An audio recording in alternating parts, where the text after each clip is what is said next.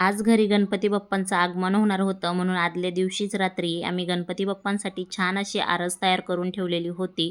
सकाळी सकाळी वरदने लवकरच उठून अंघोळ करून गळ्यामध्ये असा ताशा घातला होता, कारण गणपती बाप्पांना वाजत गाजत आणायचं होतं. आज तर गणपती बाप्पांच्या आवडीचे मोदक तर होणारच, म्हणून मग गणपती बाप्पांच्या आवडीचे 51 मोदक केले आणि ते मोदक मी तळून पण घेतले. मोदक पण तयार झालेले होते. त्यानंतर मी सारवलेल्या अंगणामध्ये सगळीकडे रांगोळी काढून घेतली, कारण बाप्पाचं आगमन मोठ्या थाटामाटात करायचं होतं म्हणून.